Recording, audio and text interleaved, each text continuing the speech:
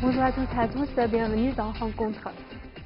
Si vous visitez la Grande Muraille de Chine ces jours-ci, vous pouvez également découvrir la plus grande exposition horticole internationale au monde qui se déroule juste à côté. Un événement lors duquel on peut admirer les plantes et les traditions horticoles du monde entier. Aujourd'hui, nous allons discuter de cet événement avec notre invité.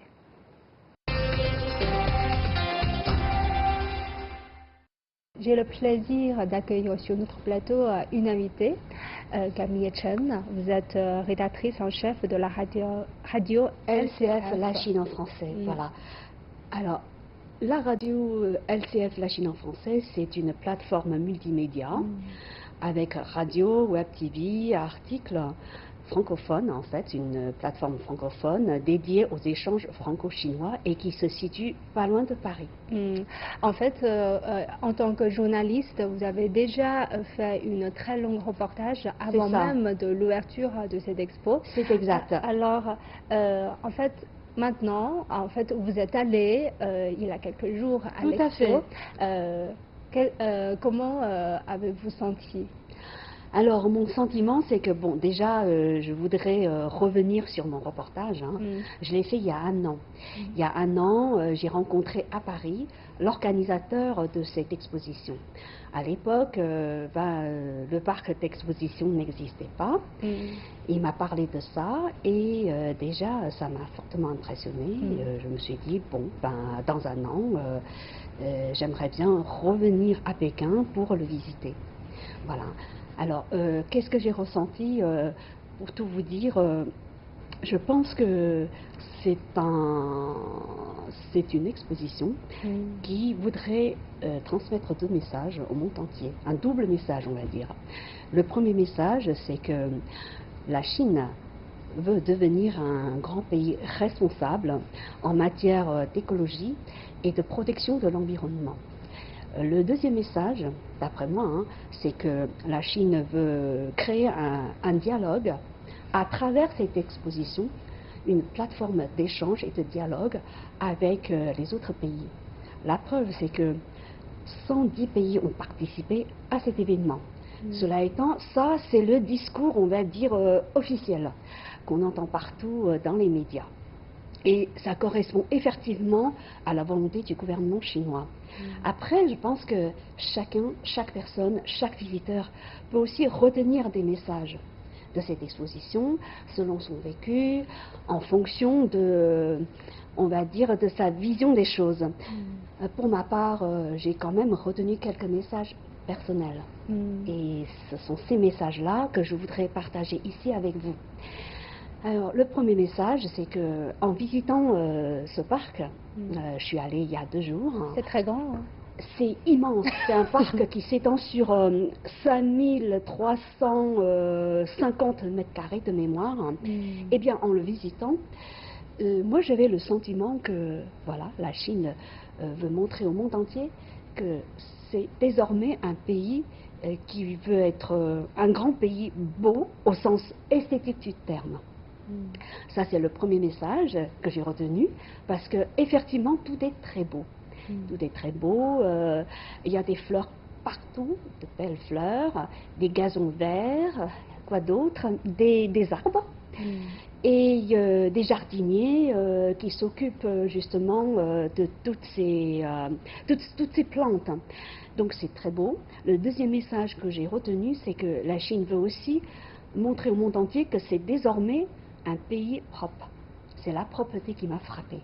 Il n'y a pas le moindre papier qui traîne par terre. Donc ça, c'est le message que la Chine veut faire passer, toujours d'après moi. Enfin, le troisième message que la Chine veut passer au monde entier, c'est que dans les années, on sait que dans les années 60 et 70, le discours qui était en vogue, c'était quoi? C'était l'homme peut triompher la nature, l'homme peut transformer la nature. Et au nom de cette, on va dire, idéologie, on a détruit beaucoup de forêts. Et ça a suscité, bien sûr, beaucoup de dégâts environnementaux. C'est plutôt dans la phase de l'industrialisation du pays. Je suis tout à fait d'accord avec vous, parce qu'à l'époque, la Chine était en pleine phase de reconstruction, d'industrialisation. C'était l'étape, on va dire, obligée.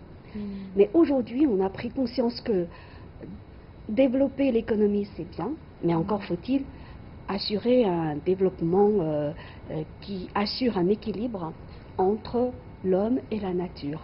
On va y revenir plus tard. Et donc, je pense que les autorités chinoises ont retenu cette leçon et aujourd'hui, ils veulent, à travers cette exposition-là, établir les relations, on va harmoniser les relations entre l'homme et la nature. Et c'est très important. En fait, qu'est-ce que vous avez vu? Par exemple, le pavillon chinois, ça doit être un des symboles très importants. Et puis d'autres pavillons. Est-ce qu'il y a des pavillons qui vous ont laissé une impression particulière? Alors, je sais qu'il y a 110 pays qui ont participé à cette exposition. La Chine étant un pays, on va dire, qui l'organise, c'est normal que le pavillon chinois occupe une place privilégiée dans ce parc d'exposition qui s'étend sur plus de 500 mètres carrés. Moi, j'ai commencé par visiter les pavillons d'un certain nombre de pays étrangers. Voilà. Mais ce qui m'a le plus impressionné, et de très loin, c'est quand même le pavillon chinois, pour deux choses. D'abord, ce qui m'a favorablement impressionné, c'est l'architecture, c'est l'esthétique de l'architecture. C'est un pavillon immense qui se situe au cœur de, on va dire, au cœur de ce parc. Et il faut quand même marcher pendant 1 heure pour y arriver. Voilà. Et donc, le poids de l'architecture rappelle le dragon chinois. Donc, on peut pas s'y tromper. Ça, c'est le pavillon chinois. Après, à l'intérieur, il y a une trentaine de pavillons. Et chaque pavillon correspond à une région ou une province chinoise. Par exemple, vous avez le pavillon de la province du Shanxi, de la province du Hunan. On peut faire le tour de la Chine, en fait. Tout à fait. En visitant, effectivement, c'est le mot juste, en faisant le tour du pavillon chinois, eh bien, vous visitez toute la Chine. Mais sur le plan, on va dire, floral, horticole. Chaque région a montré son, on va dire, le meilleur de ce qu'elle possède comme fleurs. Voilà. Mais ce qui m'intrigue, c'est que même pour les gens ordinaires, on a parfois un peu de mal à s'imaginer qu'est-ce que ça doit être une exposition horticulture. Quelle est la différence entre une exposition de fleurs ou une exposition d'horticulture? Peut-être il y a des spectateurs qui nous regardent qui se posent la même question, n'est-ce pas? Pose la même question et qui va peut-être visiter la Chine dans un peu de temps, sachant que cette exposition, ça s'étend quand même sur plus de 100 jours. Tout à fait. Voilà, quand il vient, s'il visitait la Grande Muraille, peut-être ils ont envie d'y aller. Donc, quelle est la différence? Alors, la différence, je pense que c'est... Vous venez de poser une question très technique. Cela étant, moi, je tâcherai d'y répondre avec mes mots, de façon assez simple. Je pense que l'horticulture, ça fait référence à une technique, à la technique de cultiver des fleurs et des plantes, alors que l'exposition florale, ça fait surtout référence à une exposition de fleurs. On y montre les plus belles fleurs. On va dire que c'est plus culturel. C'est plutôt l'étape finale ou l'aboutissement de l'horticulture. Quand on parle de l'exposition florale, c'est mon point de vue. Donc, à mon avis, cette exposition, c'est plutôt une exposition internationale d'art horticole et floral. C'est les deux, à mon avis. On peut visiter des expositions de fleurs. Il y a aussi beaucoup de sites. Moi, j'ai regardé pas mal. J'ai regardé le plan. J'ai sous les yeux un guide. Là-dedans, j'ai trouvé pas mal de noms qui évoquent justement l'horticulture. À mon avis, les spécialistes les personnes qui cultivent des fleurs, qui veulent en savoir plus sur la technicole de la Chine ou d'autres pays, hein, peuvent justement y trouver leur compte. Mais est-ce que vous avez le sentiment que vous avez senti des aspects très forts, par exemple culturels, dans le pavillon chinois ou dans d'autres pavillons, mais surtout le pavillon chinois parce que... Surtout le pavillon chinois. Effectivement, la culture est omniprésente. Cela étant, lorsque j'ai interviewé il y a un an l'organisateur de l'exposition, il a dit quelque chose qui m'a impressionnée à l'époque, mais je n'avais pas eu le temps de creuser. Hein. Aujourd'hui, vous me posez la question, donc je pourrais essayer de faire un lien entre l'exposition florale et la culture. Et pourquoi pas la littérature, n'est-ce pas? Parce qu'à l'époque, il disait, cette exposition d'art floral et horticole offre l'opportunité au monde entier offre l'opportunité de faire rayonner la littérature et la culture chinoise. Et donc, il y a 2 jours, quand je suis allée visiter ce parc, j'avais justement l'idée de trouver un lien entre la culture, la littérature et les fleurs et les plantes. Eh bien, dans le pavillon chinois, même si, disons que la culture, elle était omniprésente. Pourquoi? Parce que chaque pavillon, le pavillon de chaque province est en lui-même une exposition florale. Et derrière les fleurs, vous ressentez justement l'art de vivre de la région. C'est ça la culture aussi. Cela étant, est-ce que la littérature est aussi présente? J'avais pas l'impression. Mais la question que je me suis posée, c'est que c'est peut-être parce que je n'ai pas eu le temps de visiter d'autres sites dédiés, par exemple, à l'histoire du lien entre la littérature chinoise et l'art floral. Parce que vous avez écrit justement dans votre reportage cette tradition. Très bonne question. Pouvez-vous nous présenter davantage? Alors, là aussi, c'est une question, on va dire, très spécialisée. Je vais quand même tâcher d'y répondre. Je pense qu'il y a une longue tradition horticole en Chine. Après, le lien entre la littérature et horticole, elle est aussi prouvée. Elle est prouvée dans de nombreux livres et de poèmes chinois. Je vous cite juste 2 exemples. Oui, très bien. Le premier exemple, c'est le livre des Odes. En chinois, ça s'intitule Chu Chi. Non, Shige, excusez-moi, le livre des Odes. Je pense que c'est le début, c'est un livre qui marque le début de la littérature chinoise. Eh bien, ce livre-là comporte plus de 300 chapitres.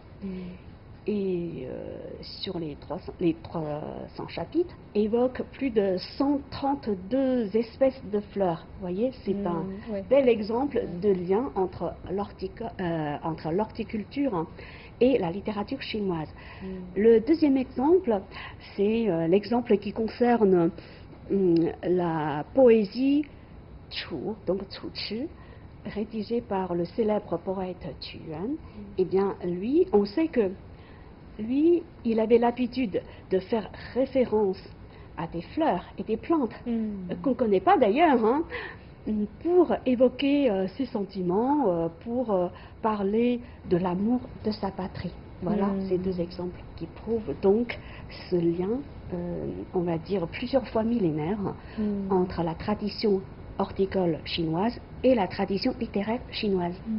C'est vrai que c'est omniprésent, les fleurs, les plantes dans la poésie partout, chinoise.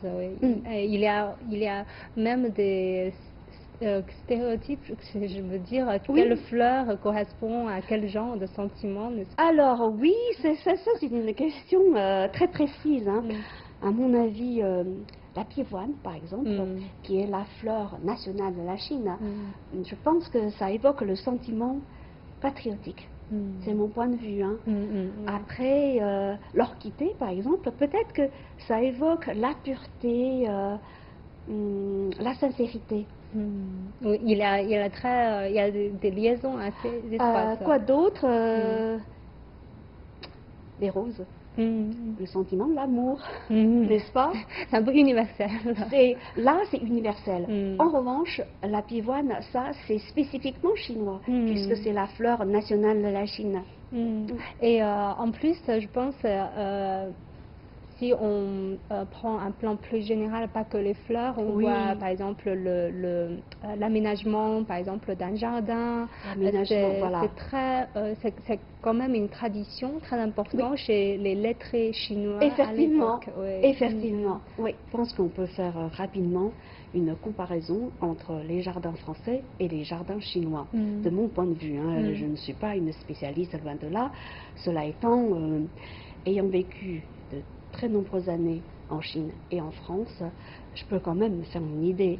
Je pense qu'en France, les jardins sont le plus souvent symétriques. Alors qu'en Chine, la symétrie, c'est pas, on va dire, c'est pas un critère qu'on privilégie. Qu'est-ce qu'on privilégie? Plutôt la variété des paysages. Et c'est ce qu'on trouve dans les films chinois et des livres pour enfants, des bandes dessinées chinoises. Mais pourquoi pas? Peut-être que ça correspond à deux esprits différents, je pense. Les Chinois sont très, je vais dire, ils aiment bien laisser libre cours à leur imagination. Les Français sont beaucoup plus cartésiens. C'est peut-être ça, beaucoup plus rationnel. Oui, ça doit être. Il a fortement une liaison culturelle. Je pense que oui, ça joue beaucoup dans l'inconscient. Lorsqu'on crée un jardin chinois ou qu'on crée un jardin français. Et ça fera l'objet d'une discussion de spécialistes. Oui, voilà. Oui, c'est ça. En fait, chacun peut avoir un point de vue parce que c'est quelque chose très. On vit, on vit au quotidien. Par exemple, chez moi. C'est sentimental. Tout à fait, c'est vrai, vous avez raison, c'est pas un sujet réservé exclusivement aux spécialistes. Oui, je pense. Surtout qu'aujourd'hui, je pense que, alors que l'horticulture est de plus en plus présente dans la vie quotidienne des gens, la preuve, c'est cette exposition universelle, je pense que c'est pour ça que c'est important de créer une plateforme comme celle-ci pour que Français et Chinois, pour que Chinois et les gens d'autres nationalités puissent échanger leur point de vue, pour créer par exemple un style international, pourquoi pas pour s'apprécier mieux les autres. Je pense Tout à fait, pour mieux s'apprécier les uns les autres et aussi s'inspirer de la technique d'un pays pour enrichir la sienne, par exemple. Et on voit justement pour cette connaissance universelle, il y a des points qui ressemblent vraiment à une expo universelle à proprement dit, parce qu'on y trouve pas seulement les plantes, mais on trouve aussi des produits très variés venant d'autres pays. Tout donc à fait. on profite de cette occasion de faire la promotion Exactement. Ça, c'était le sentiment que j'avais en visitant surtout les pavillons étrangers. Pour être tout à fait transparente avec vous, après avoir visité le pavillon chinois, qui était surtout dédié à l'exposition d'art floral et horticole, il n'y avait pas de stand pour vendre des produits. Eh bien, j'ai visité les pavillons d'une dizaine de pays étrangers. Eh bien, en fait, l'exposition florale était peu présente. C'était surtout des stands destinés à faire la promotion des produits locaux. Je pense que ça a une opportunité, c'est très intéressant pour faire la promotion auprès du public chinois, parce qu'il y a beaucoup de Chinois qui visitent. Effectivement, je pense que c'est l'opportunité pour les pays étrangers, comme pour la Chine, de promouvoir le tourisme. Le tourisme est très quand même lié à la consommation de produits locaux. Cela étant, même si dans le pavillon chinois on ne trouve pas de stand pour faire la promotion des produits, on trouve quand même beaucoup de produits typiquement chinois dans pas mal de pavillons spécialisés Je peux en citer quelques-uns. Par exemple, le pavillon réservé à la dégustation de thé.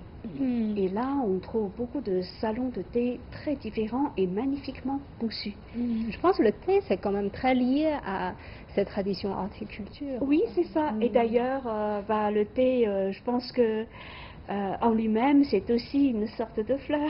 Je pense qu'il n'y a pas que la Chine, il y a d'autres pays. Beaucoup de pays ont fait promouvoir leur thé, j'ai Bien sûr, l'impression. le Japon. Ouais, et des plantes. Le Japon, et d'ailleurs la cérémonie du thé japonaise est très très connue dans le monde entier. Ben justement, venez de poser une excellente question. J'ai eu l'opportunité de visiter le salon japonais. Et dans le salon japonais, il y avait une petite cérémonie du thé. Il y avait aussi beaucoup d'expositions sur l'histoire et la culture du thé. Tout comme dans le pavillon chinois dédié à l'exposition du thé.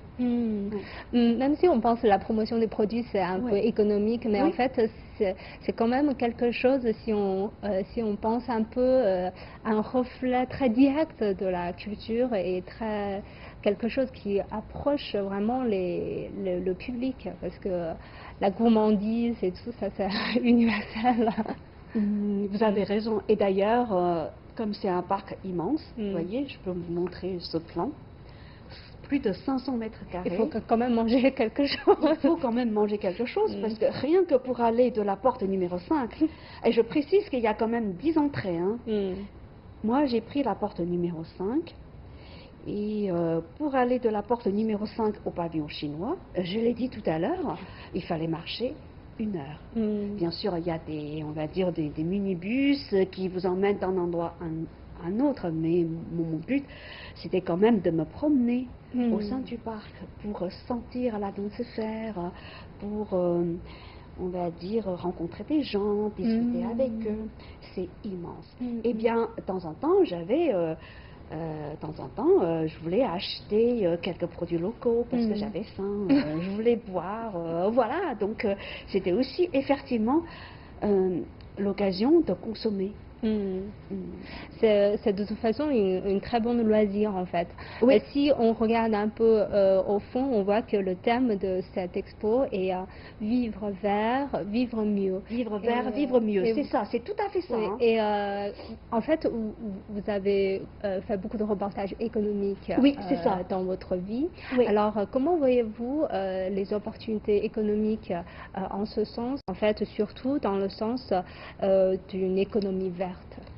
Alors, l'économie verte, bon, avant de parler de l'économie verte, on va parler de l'économie, on va dire, en général. Je pense qu'il y a un point qui mérite d'être souligné, c'est que cette exposition-là offre l'opportunité de créer beaucoup on va dire, de potentialités en termes économiques. Beaucoup d'opportunités pour les échanges économiques entre les pays participants et les visiteurs chinois. Je vous cite un exemple simple. Le billet d'entrée, ça coûte 120 yuan par personne. Ça, c'est un chiffre moyen. Vous avez des prix beaucoup plus élevés qui montent jusqu'à 350 de mémoire. Cela étant, si on retient le chiffre moyen de 120 yuan par personne, eh bien, il paraît que sur les 4 premiers jours, on a déjà enregistré plus de 33 000 visiteurs. Eh bien, vous multipliez ce chiffre par 33 000 pour les 4 premiers jours, et après, vous retenez toujours ce chiffre, vous le multipliez par le nombre de visiteurs. Admettons que ce soit, on va dire, 100 visiteurs par jour, et vous étalez sur 5 mois, et vous arriverez à un chiffre astronomique. Ça veut dire que cela peut créer de façon très directe un chiffre d'affaires important. Voilà. Après, bien sûr, il y a aussi les pays étrangers qui étaient là pour faire la promotion de leurs produits. Ça génère aussi des recettes pour eux, Et là, ce sont on va dire, des données quantifiables. On peut faire un bilan dessus au bout de 6 mois, par exemple, au bout de 5 mois, je crois. Après, vous avez aussi des retombées indirectes. Si, par exemple, pour un stand donné, on va dire le stand pakistanais, il y avait beaucoup de monde sur le stand pakistanais qui était là pour acheter des produits locaux. Et si, au bout de régulièrement le stand pakistanais arrive à vendre leurs produits à des Chinois, eh bien, ils vont passer des commandes à leur pays et ça permettra de créer des emplois, à mon avis. Donc là, ce sont des retombées économiques non quantifiables, mais qui sont quand même réelles.